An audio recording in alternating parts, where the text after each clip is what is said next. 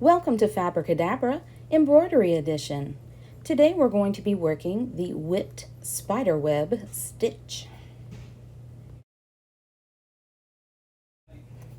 To begin, you can see that I've drawn out a circular shape with about 8 spokes. So it's like an 8-spoked wheel. And the way we're going to work this is we're going to do a series of straight stitches first. I'm going to come up through the middle,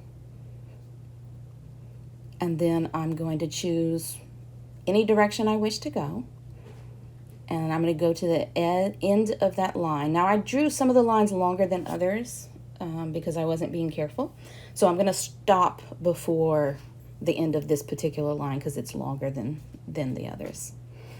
And then you just pull that through, and then you come back up through that middle hole, and then you go the opposite direction. Okay, and back down. And you're just going to keep doing those straight stitches coming up through the middle hole each time until you've hit all 8 of your spokes. Now you can do more spokes than just 8. And I don't think you should go below 6 is what I've heard.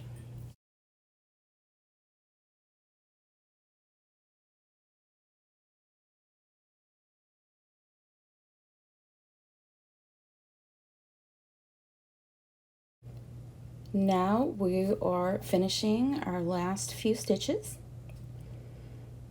It looks like we have 2 more left. And those are our straight stitches that we're finishing.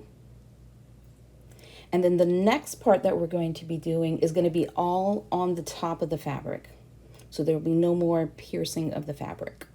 So we're going to come up through the bottom, right next to any one of our spokes that we want, close to the middle. And then we're going to take our needle and we're going to go underneath the stitch we're right next to, plus the stitch next to it towards the left.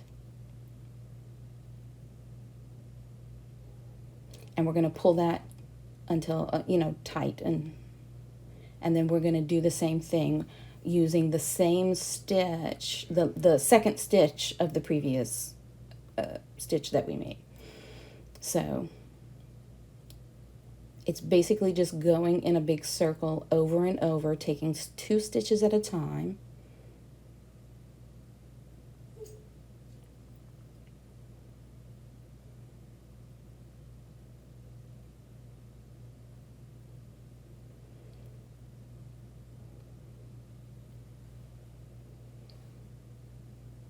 Okay, so where you end, you want to take that stitch plus the stitch next to it onto the left. Just like that. I'm going to speed it up a little bit.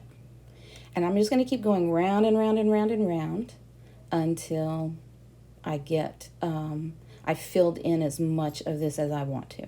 So you can leave it to where you have your straight stitches kind of poking out the edges, or you can fill that all the way in so that you don't see those edges. It's up to you. It depends on what you want this to look like. Do you want it to be a spider web? Or do you want it to be a flower or some other sort of decoration? So that's really going to determine how far you go with the what I'm going to call the webbing between these spokes. And here is my finished whipped spider web. Thanks for watching, and happy sewing!